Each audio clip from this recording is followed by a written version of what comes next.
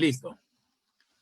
Muy bien, esta sí vamos a tratar de ampliar un poco la interpretación de estas pruebas. En realidad se ha hablado mucho y yo voy a tratar de darle un enfoque un poco más clínico y también interpretativo en base a los hallazgos. Entonces, cuando hablamos de respuesta serológica, inmediatamente se nos viene a la mente la serología. Y la serología es el estudio de los anticuerpos y sus reacciones con antígenos. En este caso, cómo los anticuerpos están respondiendo a la infección por el COVID. Y ahí intervienen los anticuerpos. Otro tema central es entender que cuando la sangre o el plasma se forma un coágulo, los anticuerpos permanecen en el líquido residual, denominándose suero. Y cuando este suero contiene un número detectable de moléculas de anticuerpo que se unen a un antígeno, se le denomina antisuero, que es lo que usaríamos el antisuero, por ejemplo, para el uso del plasma convaleciente. Que en nuestro caso usamos el antisuero para ver la presencia de anticuerpos. Sin embargo, tanto el plasma como el suero contienen inmunoglobulinas, ¿no? Y una pregunta que se hacía en la semana pasada era ¿por qué de repente es preferible usar sangre o suero o plasma? En mi opinión, a pesar que los fabricantes declaran que se puedan usar sangre total, capilar, plasma o suero, por una simple lógica, si yo separo la parte forme de la parte no forme, o la parte sólida de la parte líquida, y sé que en la parte líquida están los anticuerpos, es obvio que voy a tener un poco más de concentraciones de esta perspectiva. Y es más, he tenido varias experiencias que me han llamado, por decirle anécdotas, que me preguntan y cuando comparan la sangre total con suero o plasma, hay reacciones que desaparecen. Y esto se ve mucho en las reacciones positivo-débiles, y estoy hablando de las pruebas cualitativas, ¿no? Que marcan con sangre total o con sangre capilar positivo-débil y cuando utilizan suero o plasma, asumiendo de que al tener mayor concentración de anticuerpos, porque hemos separado la parte forme e interferentes, de repente va a tener una reacción un poco más visual, no existe. No, ya no marca nada. Entonces, hay que entender también que estas pruebas se han hecho sobre la marcha. Es decir, se han hecho en corto tiempo. Y vamos a ver a raíz de qué se comenzó a desarrollar rápidamente estas metodologías. Entonces, por darles un ejemplo, las pruebas rápidas, cualitativas para el diagnóstico del HIV demoraron como 5 años para tener una sensibilidad y una especificidad del 99%. Y eso, como ustedes saben, está de la mano con los antígenos que se tienen que obtener de manera recombinante o las fracciones antigénicas o la metodología que utilicen para poder hacer la captura antígeno-anticuerpo. Entonces, todo ese tema toma tiempo. Sin embargo, como ustedes saben ahora, pues están comercializando un montón de marcas y que tienen algún comportamiento discrepante. Esto solamente para ver la cantidad de efectos que tienen los anticuerpos dentro de nuestro organismo, ¿no? En este caso, nosotros no vamos a ver esta parte, solamente para que lo tengan como referencia la cantidad de intervenciones que tiene los anticuerpos en el cuerpo humano. Esta estadística me pareció muy interesante. Una persona de 70 kilos aproximadamente tiene un promedio de 3 gramos de inmunoglobulinas, de las cuales la inmunoglobulina G, que está en el suero, tiene una semivida de 3 semanas, ¿no? Entonces son cifras bien interesantes a tenerlo presente. Entonces vamos a hablar en detalle cómo se están comportando las diferentes metodologías para el diagnóstico del COVID y cómo nosotros esperamos que estos anticuerpos que están neutralizando, en este caso el coronavirus, y las tecnologías que se están haciendo para detectar los anticuerpos, están impactando en la toma de decisiones. Y ahí quizás el tema más importante. Es evidente que las pruebas de diagnóstico contribuyen enormemente en la detección, diagnóstico, monitoreo y tratamiento y en la recuperación y vigilancia epidemiológica, ¿no? Por ejemplo, acá en diferentes etapas, desde la perspectiva inicial epidemiológica, si pudieran usar estos, definitivamente, la que miden anticuerpos, que es lo que voy a dedicarme en esta conferencia. Pero para el diagnóstico, también pudieran ser recomendadas, ¿no? En un momento adecuado, en un periodo de ventana razonable para evitar falsos negativos. O, una vez más, después para ver la inmunidad, también se está tratando de entender cómo se comportan estas pruebas, digamos, ¿no? En el contexto de la desinfección por COVID. Sin embargo, hay que entender ciertos aspectos. Por ejemplo, las inmunoglobulina M e inmunoglobulina G detectables, la mayoría de publicaciones habla entre 7 a 14 días o entre 7 a 10 días el periodo en el cual se lo convierten y el periodo en el cual comienzan a ser detectadas, ¿no? Ahora, en pacientes críticos, como estos pacientes de acá, se asume que habría una mayor concentración de anticuerpos, y eso hay mucha publicación que lo está demostrando, ¿no? Entonces, en esta publicación tratan de ver la respuesta humoral en relación a la infección, por ejemplo, por el SARS-CoV-1, dicen que es corta, lo que sugeriría de repente que la inmunidad por el SARS-CoV-2 también pudiera disminuir en un periodo de 1 a 2 años. Sin embargo, hay algunas publicaciones que hablan que este periodo es mucho menor, ¿no? Este periodo desconocido en el cual esta inmunidad que nos da protección o esta inmunidad de repente tiene periodos mucho más cortos. Entonces, este gráfico yo creo que es con el que nos quedaríamos para ver la respuesta serológica en relación a la infección por SARS. Eso está publicado en la revista JAMA. Generalmente hablan de a partir del día, como ven acá, 8 o 9, una presentación sincrónica, miren. Y esto ha sido elaborado por método de Lisa. Esta publicación lo han hecho con métodos de Lisa, que son, como ustedes saben, métodos o pruebas diagnósticas serológicas cuantitativas o semi-cuantitativas, pero no son las pruebas serológicas cualitativas. Ya hablan acá a partir de esta fecha y cómo a final de la quinta semana la inmunoglobulina M, de entre la cuarta y la quinta, comienza a caer hasta en un momento ser indetectable. Sin embargo, la inmunoglobulina G persiste.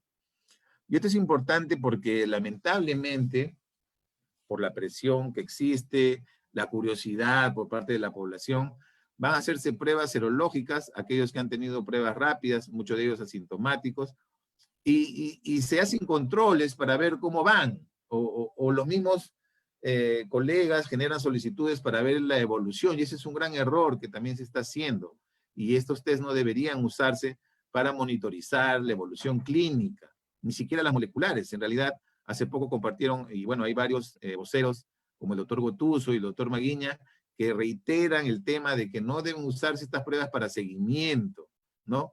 Una vez que se toma la decisión con una prueba inicial, uno hace una intervención insuficiente, más aún si son personas asintomáticas, ¿no? Entonces hay que tener cierta precaución de cómo se están usando estas pruebas para la reincorporación laboral a nivel nacional. La OMS, ya esto está escrito y hasta el día de hoy, recomienda solamente para diagnóstico del COVID a las pruebas moleculares, cosa que no recomienda, digamos, las pruebas serológicas.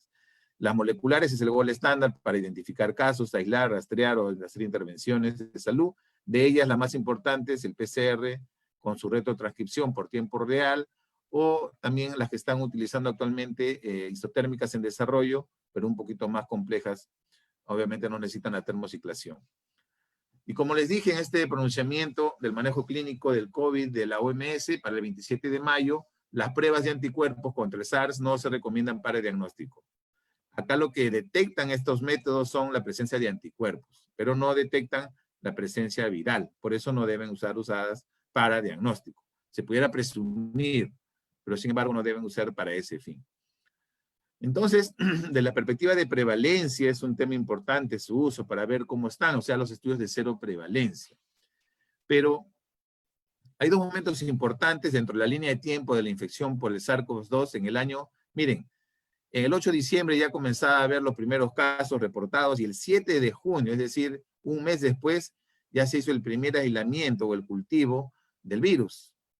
Obviamente, si podemos aislar el virus, ya podemos comenzar a utilizarlo para obtener los antígenos recombinantes y poder de repente hacer métodos diagnósticos y otros para otros fines.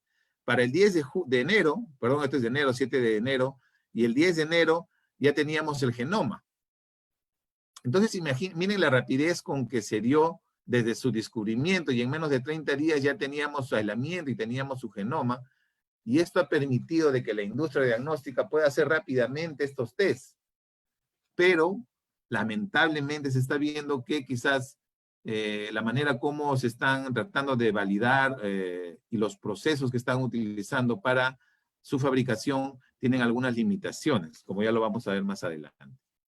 Entonces, de las pruebas basadas en serología, tenemos básicamente la de diagnóstico rápido, que son estas que se están usando de manera masiva, las pruebas de flujo lateral, inmunocromatográficas, ¿no?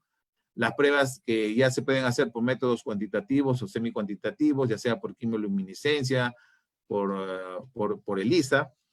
Y se ha hablado mucho también de las pruebas de neutralización, especialmente en este contexto del uso de plasma convaleciente.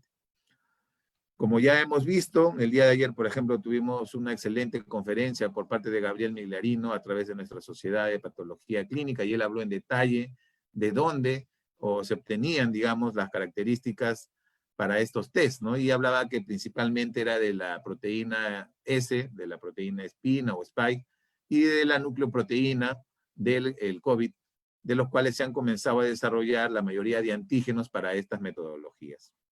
Y también él mencionaba que mientras más pequeñito era el antígeno, mejor iba a ser su respuesta en relación a la especificidad. Muy bien. Ahora vamos a ver un poco sobre los estudios clínicos.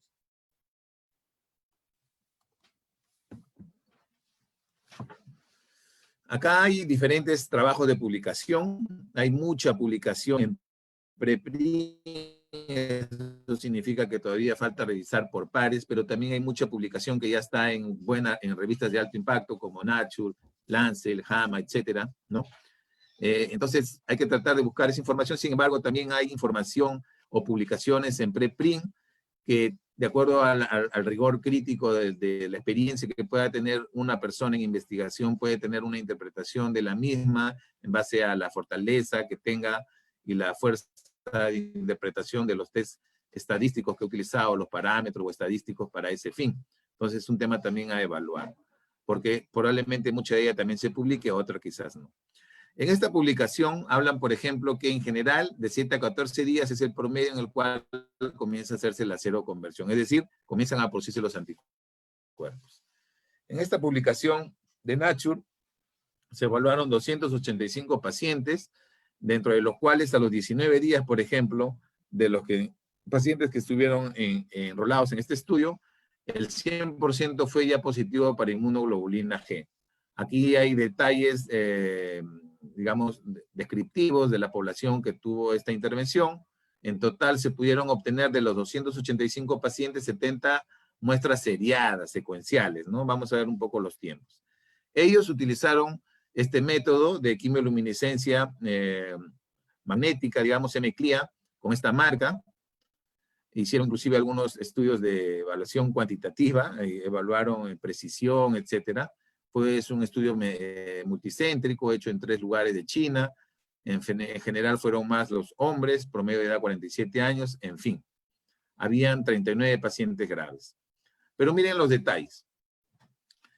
Vamos a enfocarnos en los anticuerpos G, I o M, ¿ya? O sea, en algún momento pudo haber tenido los dos o los dos juntos.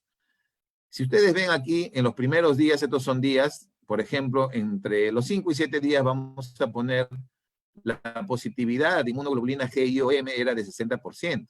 Pero conforme pasaron los días, por ejemplo, el día 17, la positividad era cercana al 100%, ¿no? Por no decir 100%. Es decir, a los 15 días, la positividad era del 96%. Ahora, de todos ellos, podemos ver que el ratio de positividad siempre estuvo menor en el caso de la inmunoglobulina M.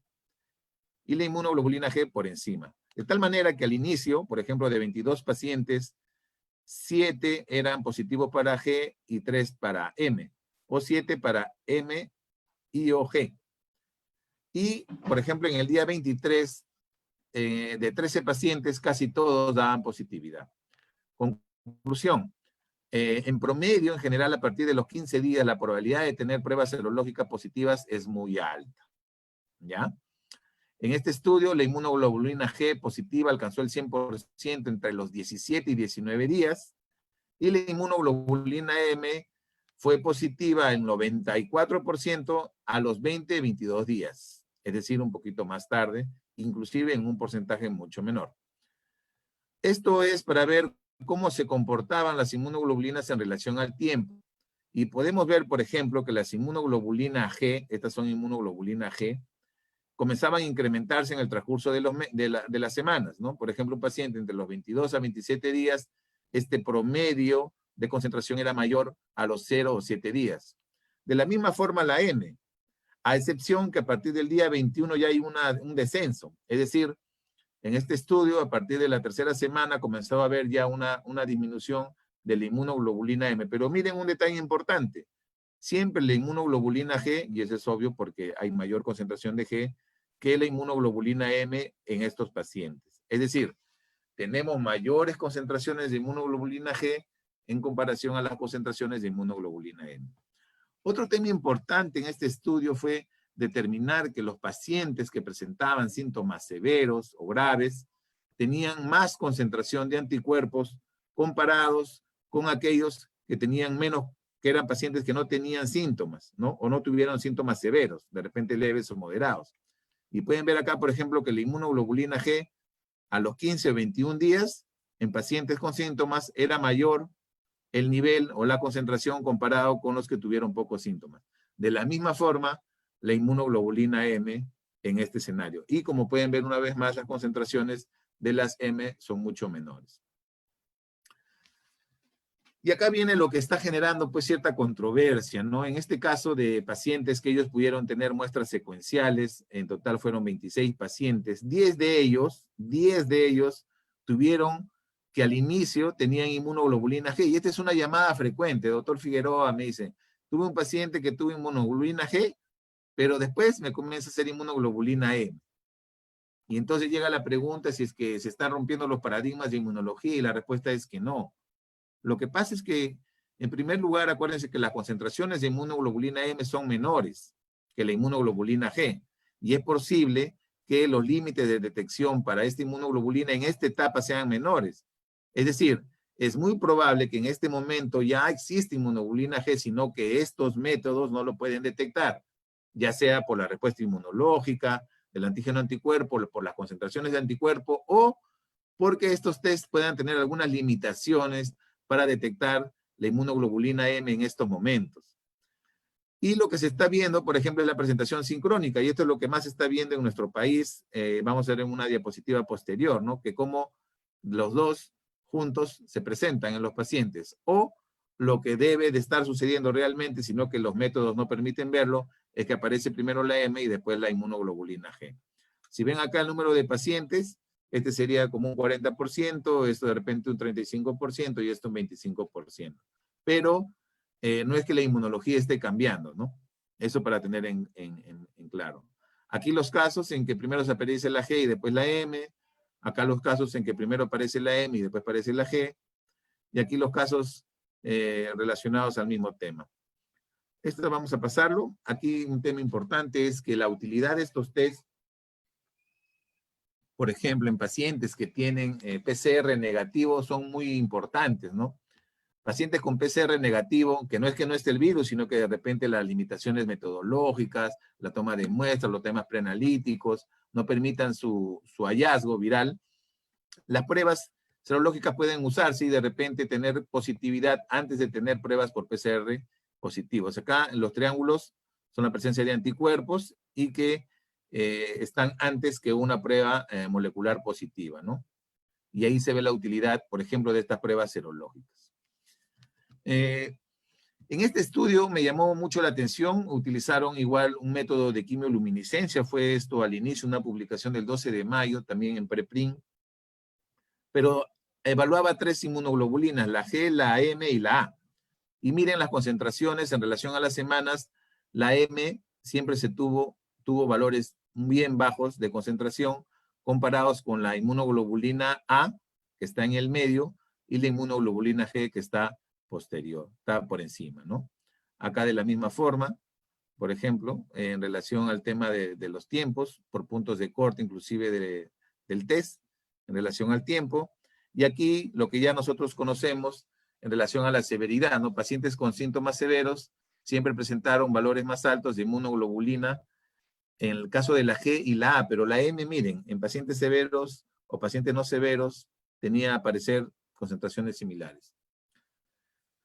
Otro estudio muy interesante que yo les recomendaría que lo vean es este que realizaron también en China, donde hospitalizaron prácticamente a pacientes asintomáticos. Una vez que los detectaron por biología molecular, los aislaron y los hospitalizaron. Es decir, pacientes sin síntomas fueron hospitalizados, básicamente para el estudio, ojo, es por un estudio, un diseño de investigación. De tal manera que los tuvieron ahí siempre y estos los enfrentaron a pacientes con resultados positivos, ¿no? Igual aplicaron este equipo para su detección, utilizaron la quimioluminiscencia, electroquimioluminiscencia, perdón, este procedimiento de MCLIA, y los antígenos de la nucleoproteína y la proteína Spike. Y miren los hallazgos. Igual ellos lo dividieron en pacientes asintomáticos y pacientes sintomáticos, tanto en la fase aguda como en la fase de convalescencia. Y miren, los pacientes asintomáticos, por ejemplo, tenían concentraciones una vez más menores de las inmunoglobulinas comparados con los sintomáticos, ¿no? Y en la fase convaleciente era similar. Los sintomáticos tenían mayores concentraciones, por ejemplo, que inmunoglobulina G comparado con los asintomáticos. Y esto es estadísticamente significativo. Igual cuando hicieron el seguimiento, ya sea este estudio lo hicieron tanto con este método de quimioluminiscencia y también lo hicieron con anticuerpos neutralizantes, ¿no? Veían cómo la disminución de los títulos de anticuerpos, tanto de las inmunoglobulinas detectadas por método de quimioluminiscencia o por neutralización, disminuía en una fase convaleciente. Es decir, conforme pasó el tiempo agudo, la concentración de anticuerpos fue disminuyendo. Y al final nos quedamos con este cuadro, que a mí en realidad me llamó mucho la atención. Hablaban ellos de que en promedio, los individuos que se recuperaron de la infección, los niveles de inmunoglobulina G y de anticuerpos neutralizantes comienzan a disminuir dentro de los 2 a 3 meses posteriores de la infección. Y miren, por ejemplo, los pacientes asintomáticos, después de este tiempo, en promedio, el 40% de ellos ya tenía inmunoglobulina G indetectable, comparado con aquellos que estaban en fase convaleciente, que fueron sintomáticos, tenían casi el 13% todavía de positividad, perdón, de negatividad a la inmunoglobulina G. Es decir, a pesar que al inicio, tanto en la fase aguda, ambos tenían una positividad del 80% en ambos casos, conforme pasó el tiempo, con este métodos, el porcentaje era mayor de inmunoglobulina G presente en sintomáticos que en asintomáticos.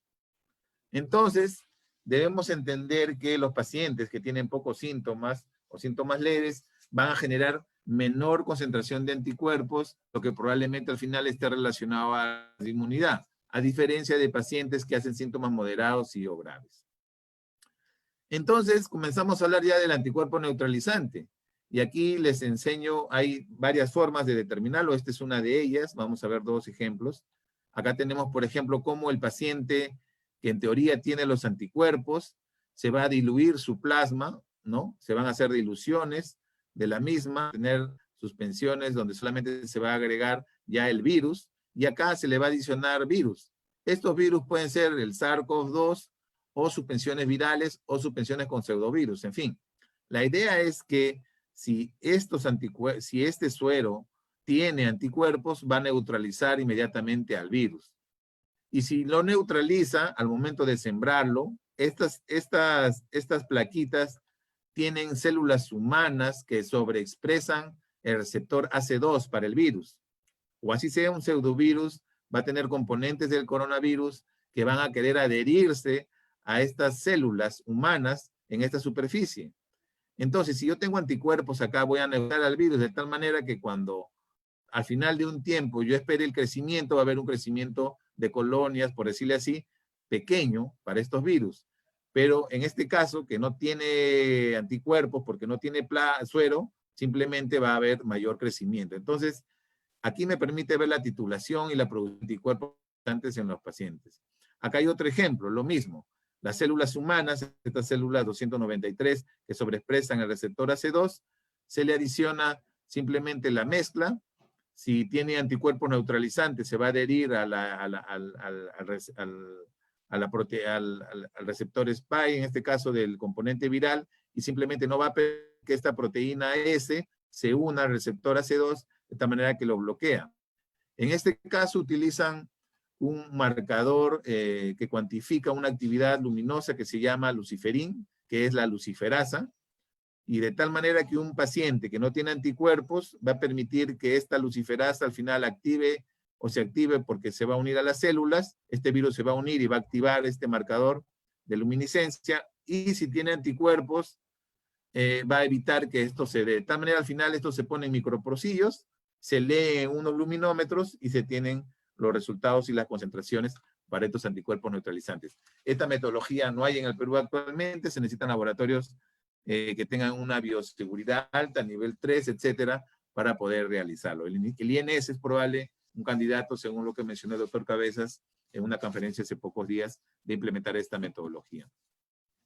Y así en el mundo se están tratando de buscar estrategias, aislar básicamente estos anticuerpos, necesitan tener un comportamiento y al final de repente obtener anticuerpos monoclonales o sueros hiperinmunes o lo que se está usando actualmente en el plasma, por ejemplo, convalescencia. Entonces se busca qué anticuerpo neutralizante tiene una característica potencial a poder ser usado posteriormente y puedan fabricar de repente estos sueros hiperinmunes.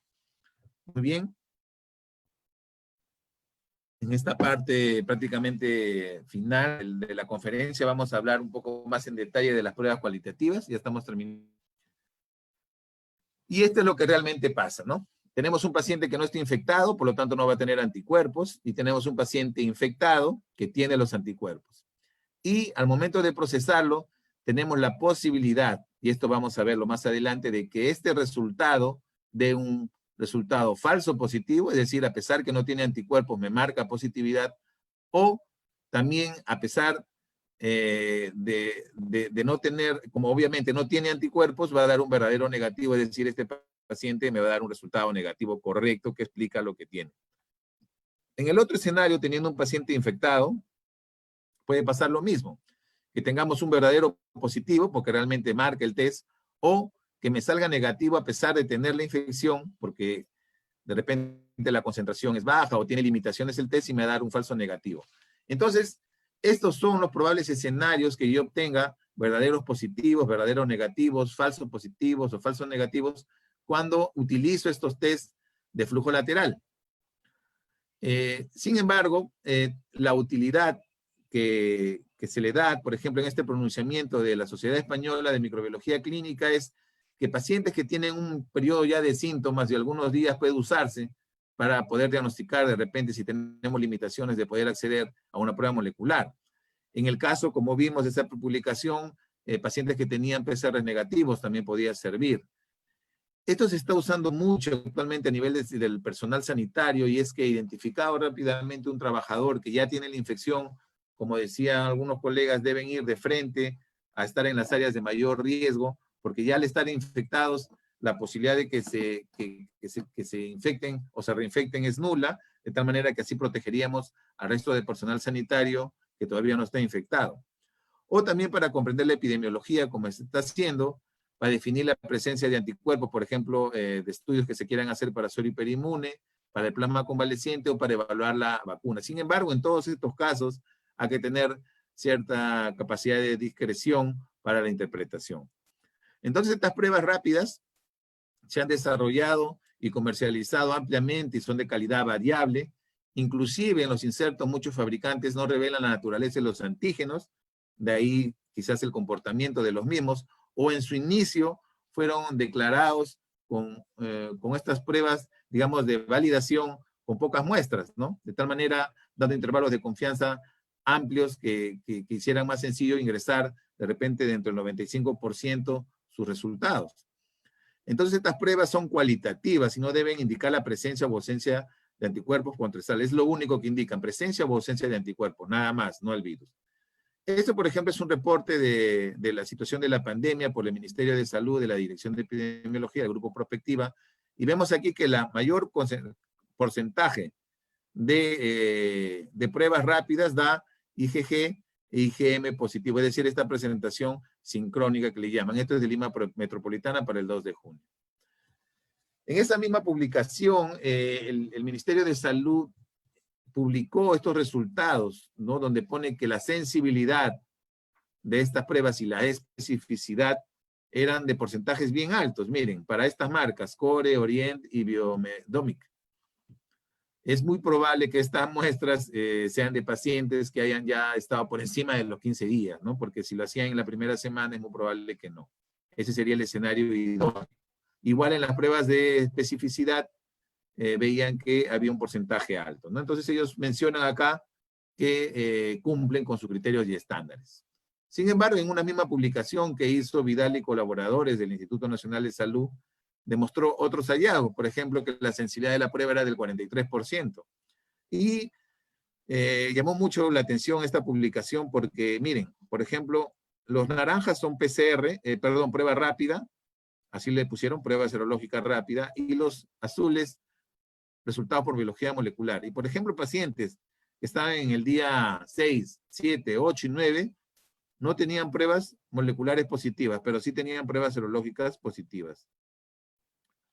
Acuérdense que al inicio de la epidemia había mucha presión mediática por el tema del uso de las pruebas rápidas, y el único laboratorio también que procesaba las mismas era el Instituto Nacional de Salud. Entonces, todas las muestras se concentraron allí, de repente habían algunas limitaciones de la calidad de muestras, en fin.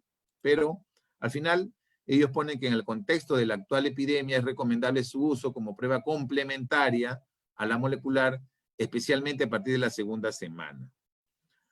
Hay un estudio, una publicación por correspondencia de un autor donde habla pues las diferencias, la importancia del uso de las pruebas moleculares versus las pruebas rápidas, ¿no? Obviamente sabemos las diferencias. El gold estándar por su precisión, reproducibilidad sería una prueba molecular al inicio, es decir, al inicio, antes de los 15 días, y después ya las pruebas serológicas, después de los 15 días, quizás con algunas limitaciones por el acceso, la oportunidad, el precio, etcétera, etcétera, las pruebas moleculares.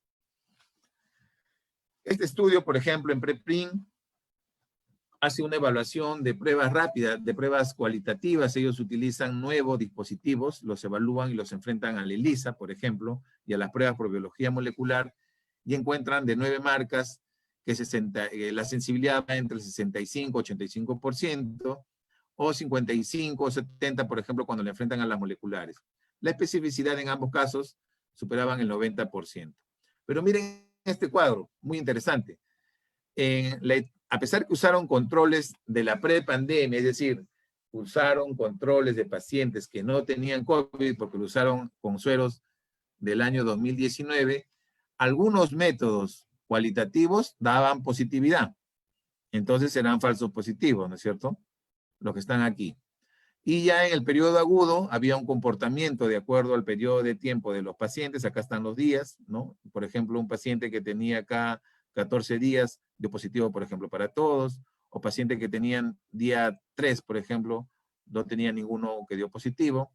Y al final, en la etapa convaleciente también había un comportamiento, digamos, ahí, los que están en grises era que no se pudo obtener.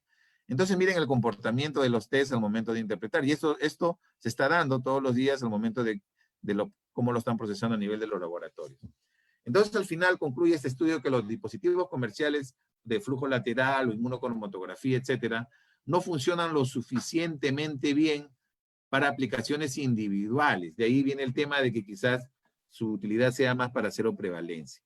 En este estudio también realizado por el doctor Kleber en Ecuador, él enfrenta pruebas de estas pruebas de metodologías cualitativas con paneles de pruebas serológicas, de pruebas que han sido confirmadas por serología automatizada, semicuantitativa, cuantitativa, y por quimioluminiscencia o electroquímica, y al final ellos recomiendan que antes de poner en uso estas pruebas rápidas, por decirlo así, de manera poblacional, deberían pasar por este tipo de verificación, por ejemplo. He puesto 3 ensayos o 3 publicaciones de revisiones sistemáticas, y puse esta pirámide para que entiendan que las publicaciones tienen más o menos este comportamiento. Hay otra pirámide también que habla ya de los sumarios, pero no quise complicarles un poco el contexto. La idea es que las publicaciones más o menos la publicación científica tiene esta pirámide, ¿no?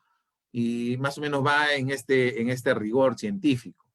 Tanto los estudios, por ejemplo, de reportes o casos de estudio, los métodos estudios analíticos de cortes o de casos control, que ya son estudios de tipo analítico, no necesariamente son estudios de tipo descriptivo, poblacional, digamos, observacional, sino acá ya se trata de buscar una relación causa-efecto o de asociación. Pero ya cerca de la pirámide están los ensayos clínicos, ¿no? Que tanto se habla hoy en día, tanto para los medicamentos que se están usando en la epidemia. Y miren, en la punta de la pirámide, los metaanálisis o revisiones sistemáticas. Y aquí he traído básicamente 3, pero 2 de ellas, una de Cochrane y la otra de British Journal Medical, del Reino Unido, y al final una que está también en preprint. Esta de Cochrane, que recién ha sido publicada el 25 de junio, trata de ver cómo se comportan, ¿no? La sensibilidad de estas metodologías. Ya ustedes pueden leer en extenso la publicación. La idea es que ellos mencionan que la sensibilidad a partir de los 15 días es casi del 91%, para resumirlo. Si es en días iniciales, 30%, en días intermedios, 72%, pero después de los 15 días, más del 90% va a tener una sensibilidad, ¿no? Y acá, por ejemplo, pone por los días, ¿no? Al final hace una comparación en relación a los tiempos y algo bien interesante es que ellos comienzan ya a incluir la prevalencia y cómo se comportarían estos test en base a los valores que se van obteniendo de falsa positividad, falso negatividad, verdaderos positivos o falsos negativos, ¿no? Y comienzan a hacer un cálculo. Y acá ellos vieron, pues, diferentes metodologías en este estudio. Un estudio también reciente publicado de British Journal Medical habla del comportamiento y habla sobre tratar de ver la precisión de los mismos, determina pues la precisión de varios test serológicos, ¿no? Hace una revisión desde el 1 de enero hasta el 30 de abril, es una revisión sistemática y un metaanálisis también. Ellos incluyen cerca de 40 estudios de 29,000 test, y incluyen test de ELISA, los de flujo lateral, e inclusive quimioluminiscencia. Al final, ellos concluyen pues que necesitan con urgencia estudios clínicos de mayor calidad que evalúen con precisión diagnóstica estas pruebas. Y él inclusive concluye de que la evidencia disponible no respalda el uso continuado de estas pruebas existentes como parte del punto de atención. Y miren los resultados, ¿no? Por ejemplo, verdaderos resultados contra resultados falsos, para hacerlo más resumido. Y en pacientes que tienen el COVID, verdaderos resultados, por ejemplo, la quimioluminiscencia de Debels es 98, pero miren los de las pruebas cualitativas, 66. Y miren el porcentaje que dio de resultados falsos, 34%, en pacientes con la infección. Y en pacientes sin la infección, sí, ambos, casi todas las metodologías tenían un porcentaje alto y coincidían también los resultados falsos. Pero miren acá la diferencia, inclusive los ELISAs. Así a grosso modo, quizás la quimioluminiscencia sean los mejores métodos para semi-cuantificar o cuantificar los anticuerpos actualmente.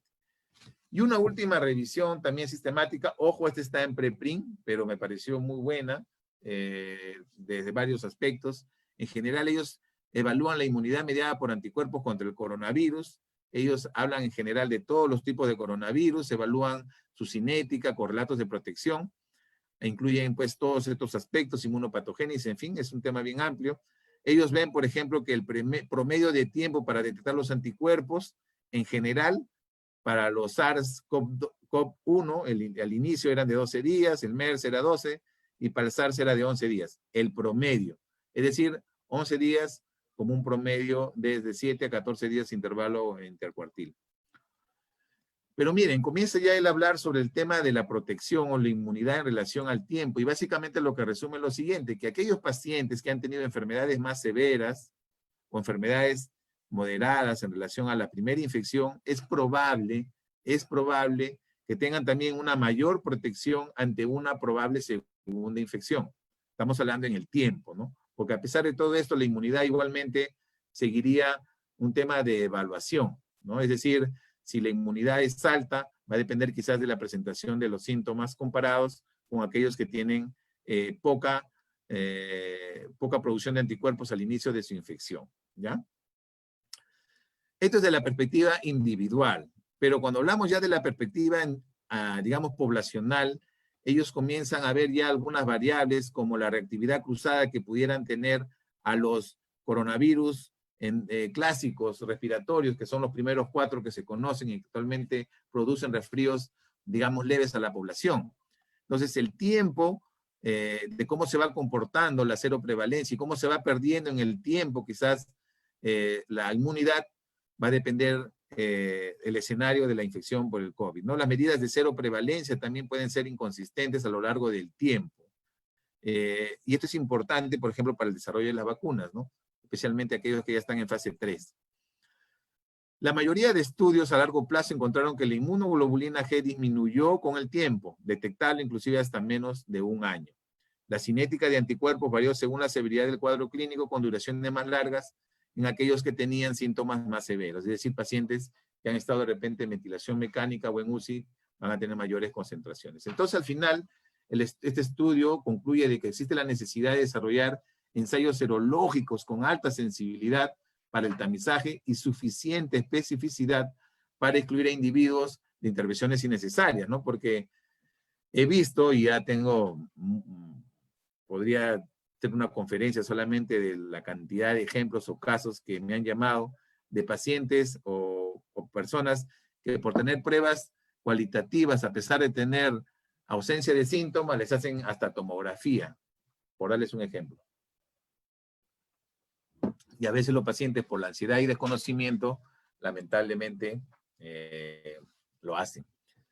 La mayoría de estudios, sin embargo, se hacen en pacientes sintomáticos. Entonces, es importante conocer también la cinética en infecciones subclínicas, ¿no? De repente, estudios de cero prevalencia en pacientes asintomáticos sería un tema muy interesante desarrollarse en el futuro, ¿no? Es una brecha clave. Y son quizás los principales desafíos para mejorar las condiciones de estos test. De tal manera que los famosos pasaportes de inmunidad, de los cuales se han hablado ya hace bastante tiempo y siguen hablándose, hay que tener cierta precaución porque al generar estas pruebas pueden generar pues eventos adversos por el sobrediagnóstico que se está haciendo. Muy bien, ya estamos terminando. Para entrar a las preguntas, esta parte es básicamente recomendaciones que yo les daría en base a lo que se ven y como sabemos, estos test que son nuevos están generando pues una serie de deficiencias, incertidumbres, ¿no? Hay cosas que se van a tener que definir en el tiempo.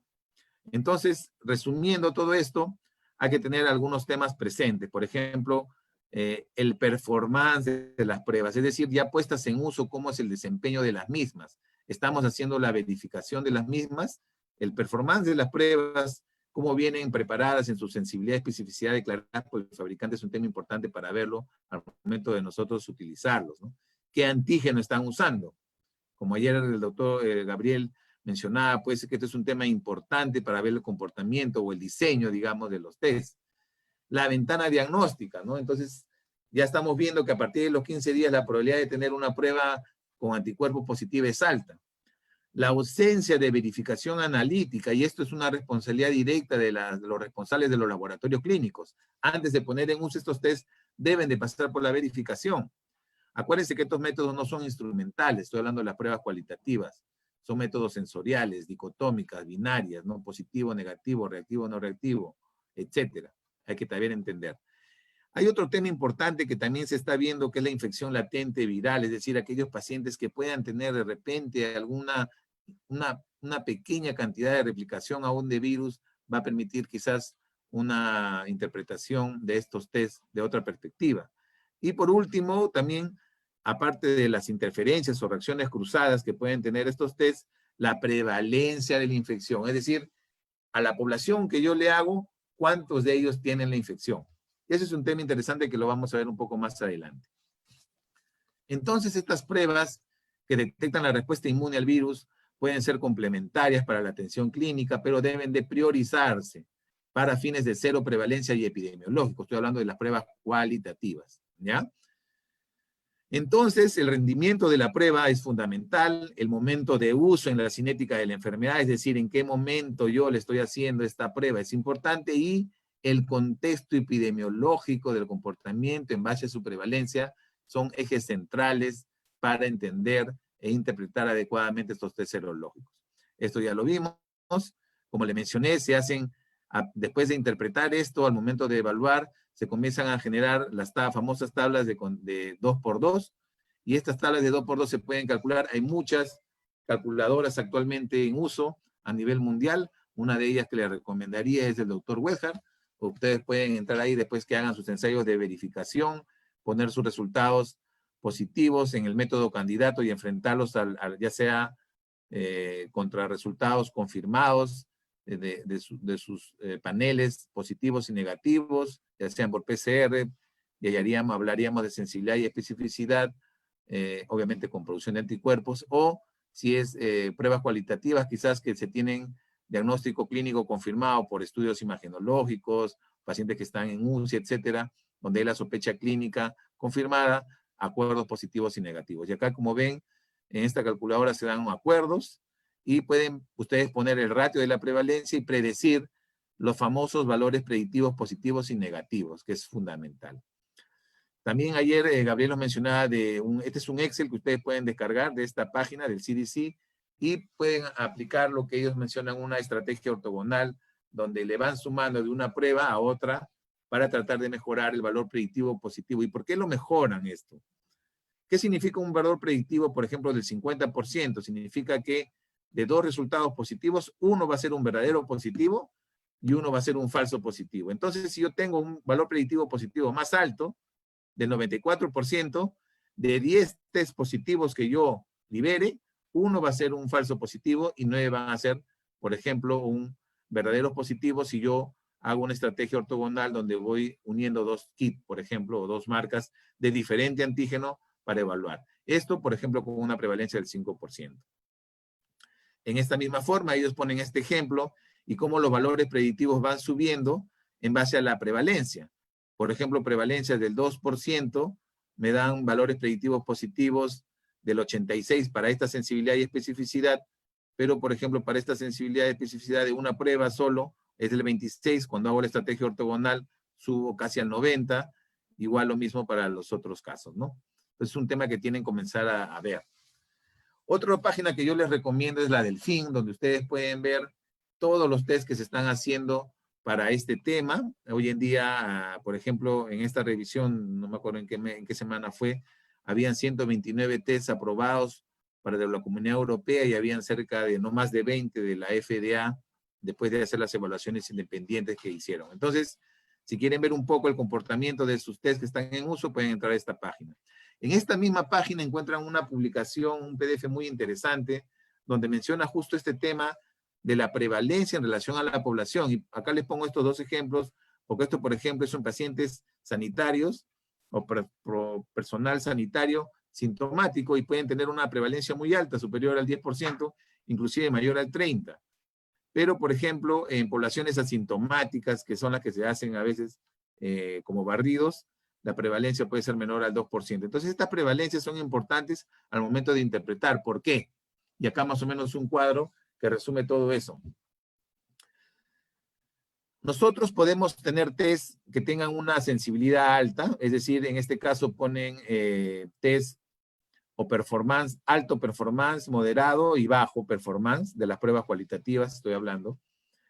Ponen pruebas con alto performance, aquellas que tienen esta sensibilidad, y aquellas que tienen esta especificidad. Moderados, aquí, en promedio, y las de bajo performance. Entonces, ustedes tienen ya un poco variado del comportamiento. Esto viene declarado por el fabricante, ¿no? Y también viene el uso de estos test en base a la prevalencia, ¿no? Por ejemplo, ayer Gabriel mencionaba que en Estados Unidos la FDA utiliza 5%, en el Reino Unido utilizan 10%. Imaginen si fueran trabajadores sanitarios, de repente quizás sea del 30%, por ponerles un ejemplo. Y con estos cálculos ustedes pueden ver qué valor predictivo pudieran obtener. De tal manera que pruebas de alto rendimiento con una prevalencia baja van a encontrar valores predictivos bajos. Y a la inversa, pueden ser test que se utilicen, que tengan un bajo rendimiento, pero si es en poblaciones de alta prevalencia, pudieran tener un valor predictivo al menos aceptable. Entonces es un tema que ustedes tienen que comenzar a jugar para tratar de ver.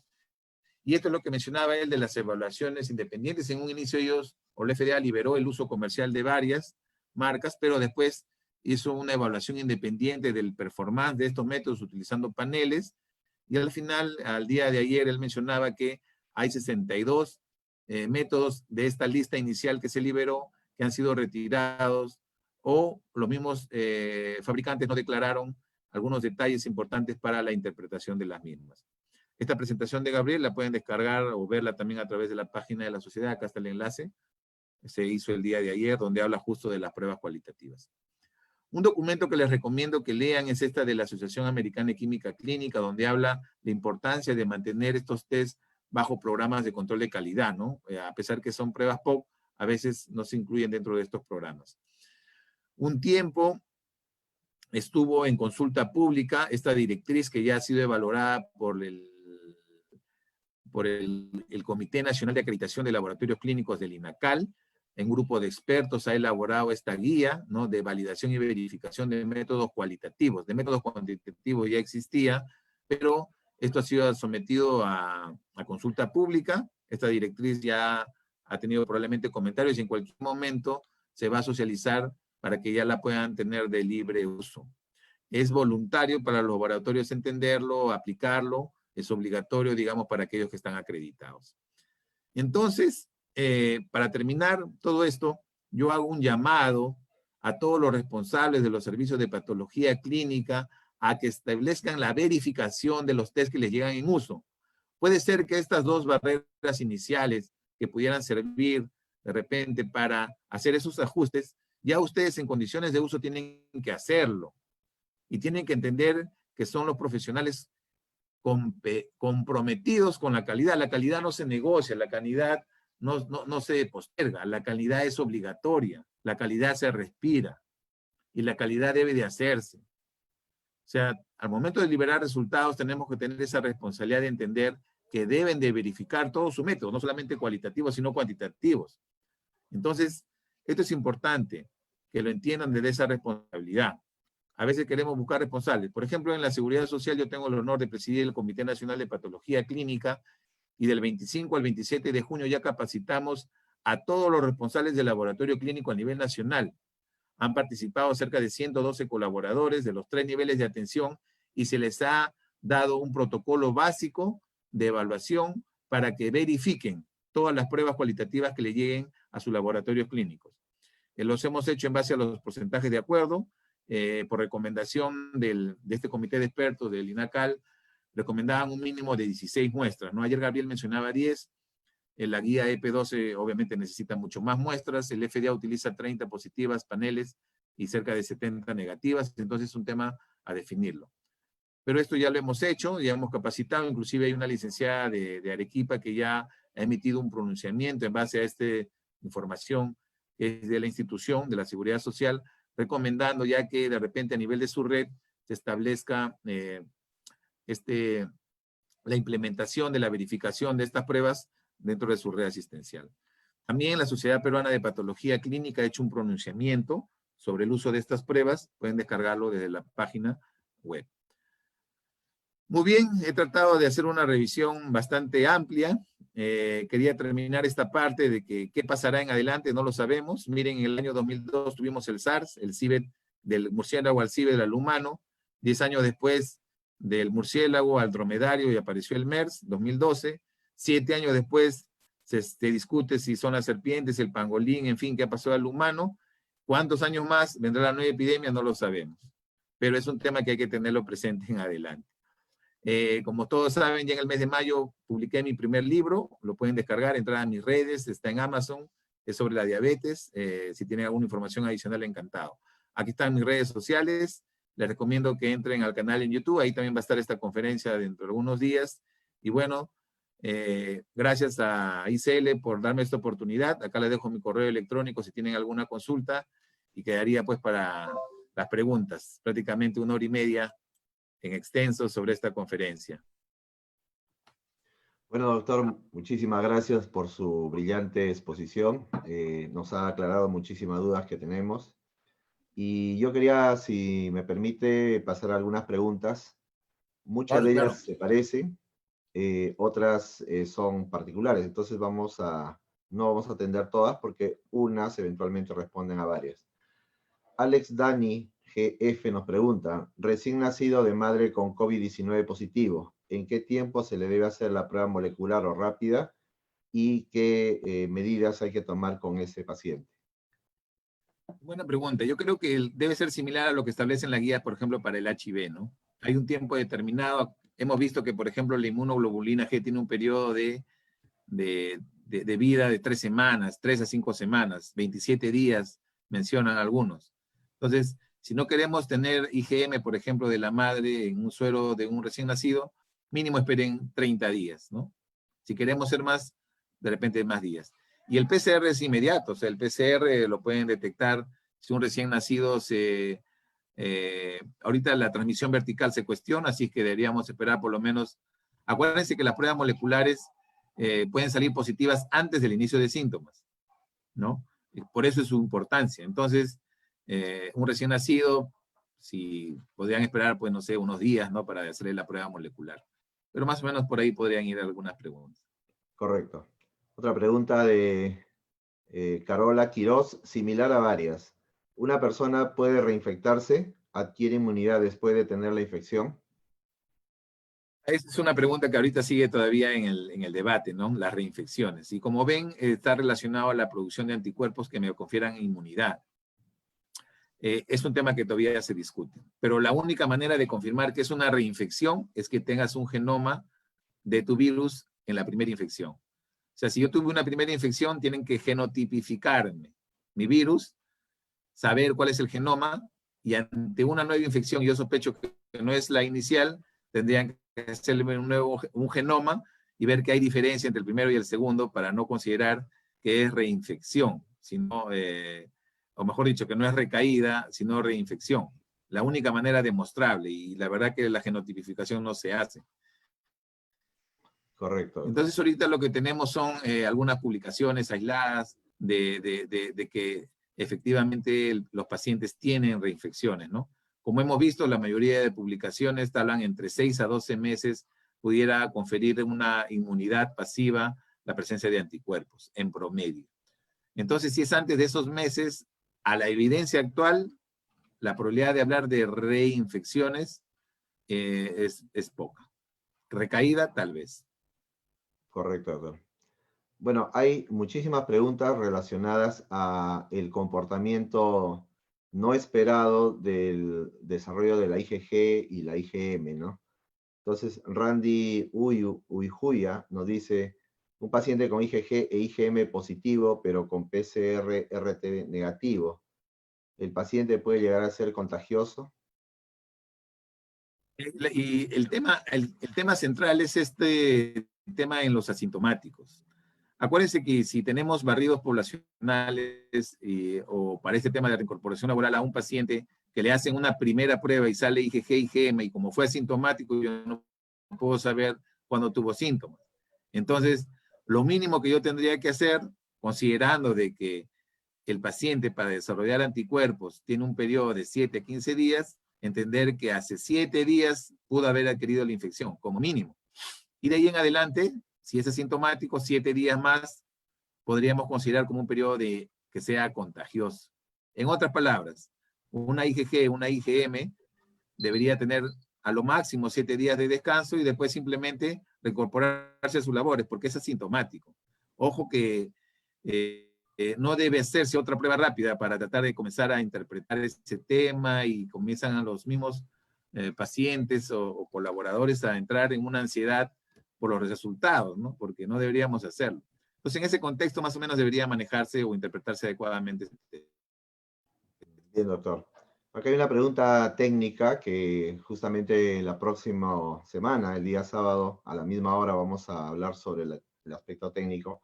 Pero es una pregunta que se reitera permanentemente en todas las exposiciones que hemos hecho y que hemos asistido, ¿no? Dice Cristina Blascano, buenas noches, ¿cómo se debe interpretar las pruebas que tienen una reacción muy tenue? ¿Como reactivas o no reactivas? Ahí es el tema de eso lo declara el mismo fabricante y un positivo débil debe liberarse como positivo. Como le comento, y eso es un tema que podría ser una anécdota o simplemente, muchos, no es la primera vez, sino son varios que me llaman y me dicen que cuando lo han hecho con sangre total, les ha salido positivo débil. Y cuando lo han repetido con plasma o con suero, ya no marca esa positividad. Creo que podrían hacer ese experimento en sus laboratorios y ven de repente cómo se comporta.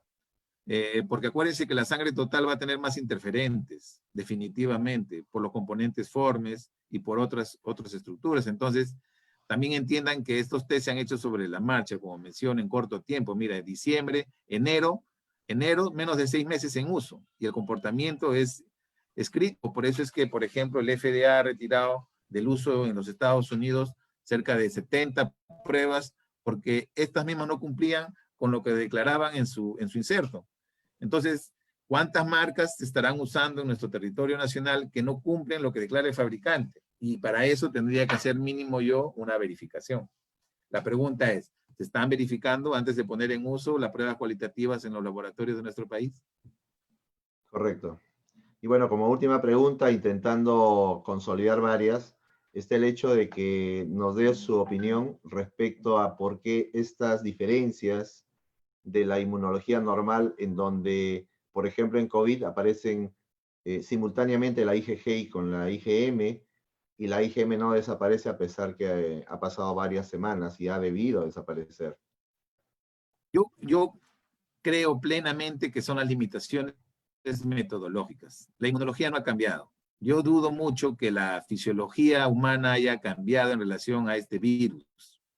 Yo creo más bien que las limitaciones metodológicas están haciendo estos dos fenómenos, que en un inicio no puedan diagnosticar rápidamente las IgM y que después las detecten por mucho más tiempo. Acuérdate que las IgM son unos anticuerpos, digamos, temporales, que van a dar cierta protección y que tienen una finalidad a diferencia de las inmunoglobulina M, ¿no? Eso ya es un tema inmunológico. Entonces, los test tienen que tener la particularidad de discriminar la inmunoglobulina M de la inmunoglobulina G. Entonces, en mi opinión, más son las limitaciones de los test actuales que hacen esta presentación bizarra de los test y los hallazgos de los anticuerpos versus la fisiología que todos conocemos. Yo creo que eso con el transcurso de los años, vamos a ponerle un año donde los test mejoren, las condiciones de fabricante mejoren, las condiciones de los antígenos que utilizan para su diseño mejoren, y quizás eso va a cambiar en tiempo. Correcto. Doctor, la última pregunta de parte del licenciado Marco Pala. ¿Cómo podemos hacer las verificaciones de las que usted ha hablado y de dónde podemos obtener los sueros control? Creo que esa es la principal pregunta. ¿De dónde se obtienen los sueros control? Por ejemplo, en su protocolo de salud, ¿no? Que las recomendaciones que nos ha hecho. Por ejemplo, ese es un tema sencillo. Para mí, yo no lo veo complejo, lo veo recontra fácil. Las pruebas negativas las pueden obtener rápidamente de plasmas frescos congelados de repente del año 2019 en la era pre-COVID. Correcto. Y se olvidan del COVID. Inclusive pudieran usar controles que utilizamos para la inmunología o bioquímica de primera o de tercera opinión fabricados antes del 2019. O serotecas que tengan de pacientes y acostumbran a hacer contramuestras, por ejemplo, en sus laboratorios clínicos. Y ahí tienen negativas, el número que quieran, las que quieran. Positivas tienen dos posibilidades. Una es que puedan conseguir muestras positivas y solicitarlas de repente al Instituto Nacional de Salud y que gentilmente se las provean, como mencionó el doctor Cabezas, lo están haciendo de repente para algunas empresas que están haciendo investigación en este tema. Ellos deben tener paneles de conversión específicos, pero sin que eso sea un obstáculo, obtener muestras por biología molecular deben de tener confirmación serológica de anticuerpos. Eso es complicado, porque yo tendría que esperar por lo menos que pacientes que hayan tenido 7 días de la infección con PCR positivo ya me desarrollen anticuerpos. Entonces, el tercer escenario sería conseguir muestras positivas por métodos cuantitativos, ya que me hayan confirmado la presencia de anticuerpos.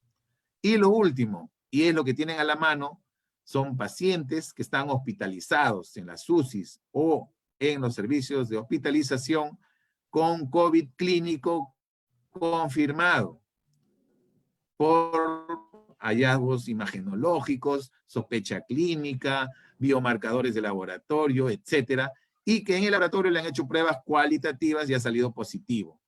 Entonces, ese tipo de muestras que no confirmaríamos la presencia del virus porque no le han hecho PCR de repente, o si tiene PCR en buena hora, serían las muestras ideales para hallar los acuerdos, ¿no? Donde vemos acuerdo positivo, acuerdo negativo, que es el sinónimo de sensibilidad y especificidad para fines prácticos. Entonces, no tener muestras positivas, yo lo veo algo utópico. Está súper fácil. Pueden buscar sueros de pacientes de los hospitales de nivel 2, generalmente que ya tengan UCI, o de nivel 3 que tengan UCI, que debe haber una infinidad de pacientes en esas condiciones, y conseguir sueros para ello. Correcto, doctor. Bueno, muchísimas gracias, doctor, por sus ponencias, por compartir sus conocimientos. No sé si tiene algún comentario final antes de pasar a algunos avisos. Yo en realidad hago un llamado a los profesionales de la medicina en laboratorio para que entiendan la necesidad de verificar sus métodos cualitativos. Ese es mi mensaje final. Verifiquen lo que hacen. Verifiquen lo que dice el fabricante. No hay pretexto. Por ejemplo, en toda esta capacitación que realicé a la Seguridad Social me decían, doctor, pero me llegan con la justa 10, ¿cómo voy a hacer 32 pruebas? Escríbelo, solicítalo. De repente las redes de salud pudieran organizarse para que a nivel de laboratorio más grande de la red hagan este control de calidad, ¿no? Puedan así de repente escalarlo para el uso de esa marca y lote en la red. Y por último, si eso sigue siendo complejo, el sistema de salud a través de sus especificaciones técnicas pudiera poner, por ejemplo, con aprobación de FDA. Y se ahorraron toda la chamba de verificarlo porque la FDA lo hizo, por ponerles un ejemplo. Correcto. Entonces, hay manera de poder establecer algunos mecanismos que garanticen el uso de los fabricantes, ¿no? De los dispositivos in vitro. Yo creo que ese es el principal llamado en relación a este tema. Agradezco a todos los que han estado, no sé cuántos, porque no he visto cuántos han estado viendo la presentación, este enlace. Agradezco a Arturo y a Isele por la invitación y bueno, siempre a la disponibilidad de la comunidad médica para contribuir con un granito de arena en estos momentos de incertidumbre. Muy bien, doctor, muchas gracias. Bueno, invitarlo, doctor, a que nos acompañe el próximo sábado,